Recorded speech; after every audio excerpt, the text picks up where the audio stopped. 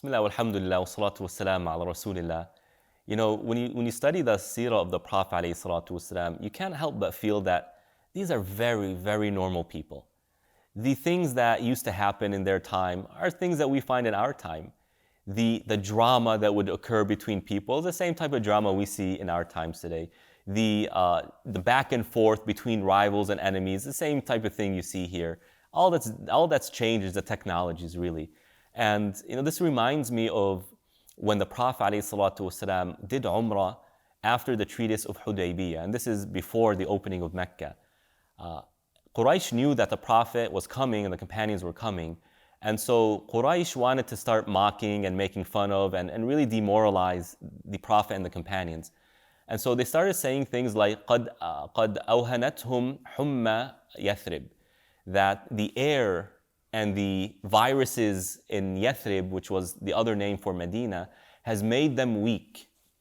And they would say things like, oh man, they're coming from a long travel. When they come, look, they're going to be so weak, they're going to be tired, they won't even be able to do Umrah.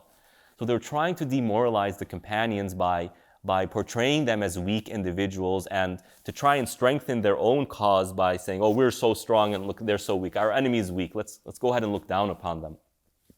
But when word got to the Prophet ﷺ, he told the companions that we're immediately going to do Umrah and to run quickly for the first three circles of Tawaf. And that's exactly what they did. And so these guys were there and they were going quickly around the Kaaba. And when Quraysh saw this, like, man, these guys have traveled for 10 days and they have come and they're hitting the ground running. Man, these guys aren't weak, these guys are strong. See, the Prophet ﷺ was sending a message to Quraysh as well as to the companions. We are people of strength. In fact, the Prophet ﷺ was the strongest man in every measure of the term strength. Physical strength. One time Rakana, the strongest man of Mecca, the strongest man of Quraysh, came and challenged the Prophet ﷺ to a wrestling match. And the Prophet accepted. And he wrestled Rakana and he beat him very quickly. And Rakana accepted Islam as a result of that. The Prophet was physically strong. In fact, the companions would have trouble keeping up with his walk. The pace of his walk was quick because he was strong. He always displayed strength. The Prophet was mentally strong. And he was so strong mentally that it was recognized by his people. Quraysh, prior to the coming of Islam, when they were trying to put back the Black Rock, the story is very well known to us. They were arguing who should have the honor of putting the Black Rock back to its place. And the tribes were about to kill each other. And it just so happened the Prophet is walking by and saying, you know what, we trust the Prophet. We trust his opinion. And unless they saw the Prophet as having a strong mind, they wouldn't have chosen him to resolve the situation. He was mentally strong. He was strong in his character. And why wouldn't he? When the Prophet ﷺ teaches us, al-mu'minu al-qawi khayrun wa ahabbu ila Allah min al-mu'min al-da'if wa fi kullin khayr. The Prophet ﷺ says, the strong believer is more beloved to Allah and better than the weaker believer. Of course, strength in Iman comes first, but that doesn't exclude strength physically, strength mentally, strength in speech and communication, strength in character. Believers are supposed to be strong. And when you're strong, that has an effect on everybody else. It makes everybody else stronger. The companions were strong in all measures of the term strength because their leader was strong. And a strong family is when those who are in the family are strong. When the husband is strong, it strengthens everybody else. When the mother is strong, it strengthens everybody else. And when you look at the weakness that you find in children these days, their weak personality, their weak ability to navigate challenges, well, you have to ask the question, what's the status of their parents? And we're not here to criticize everybody. We're here to improve. We're here to recognize, okay, what can I do to make my family stronger? How can I be a positive force in my family? Well, we need to develop strength. What are some ways we can develop our strength? Well, one, to put yourself around strong people. Put yourself around strong people. That makes you stronger. The scholars would say, if you want righteousness, you want to improve your iman, then be around the scholars, and your iman will improve. If the business people say, if you want to become rich, don't sit around poor people, because all they do is complain about how the system is rigged, and how everything is corrupt, and how everybody is bad, and how there are no opportunities, and they never get rich. Whereas those who are strong in this element, they are around rich people. The rich people are always talking about what? What's the next opportunity? Where can I enter the market? Where should I put my money? If you're around those people, then sooner or later, you're going to start thinking like them, and you're going to become rich like them. If you want to be strong, be around strong people. Be very, very picky in terms of the people you spend your time with. And that will send a message to the rest of your family. We don't hang out with any random person. We hang out with people who are strong.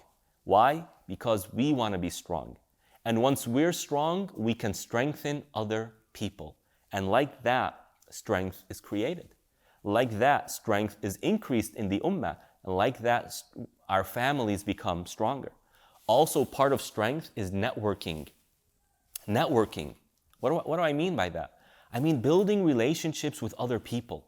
It's so important to building strength. The more people you know, then the more doors of opportunity you can open, not only for yourself, which will then be used to strengthen your own family. If you know more people, then you have more doors of, let's say, economic opportunity, business opportunity for yourself. And then you make more money, and now you can spend those resources to improve and strengthen your family. If you know more, let's say, religious people, then you have access to individuals who can teach you about Iman. And then you can go and teach your family, or you can invite those individuals to teach your own children. Networking is key. Also, one of the weakest points of the Muslim American community currently is marriage. Marriage opportunities, and there are many layers for that. This is by no means the only layer. But one of the challenges is finding families who have kids who are ready to get married. To make your family stronger, get to know people who have children who are in the age range of your own children for marriage. Let's say you have a son, and your son is 10 years old. Well, maybe he'll marry a young lady who's 5 years younger than him, a few years younger than him. Go and get to know families that are good families, practicing families, good Muslims, good in their character, and build a relationship with them. It's not that this is the end all be it. This is the person that your son or your daughter is going to end up marrying. But at least there's an opportunity that will make your child's life, your own life, a lot simpler. Network. And also one of the benefits of networking is you get to learn from the experiences of those individuals. When someone comes to me and they say my spouse is always angry, and they get angry over the most nonsensical things. Any small thing, they become upset as though it's the end of the world. The first question I ask that person is your spouse a social person? And pretty much every time they say my spouse is not a social person. They have no friends. They just go to work, back to home. Work, back to home.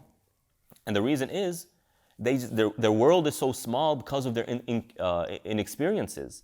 But when you're with other people and you hear from their experiences, it builds strength in you because it gives you more awareness of the realities on the ground. When you hear one of your friends, they're going through a difficulty with their child is doing X, their child told them about Y.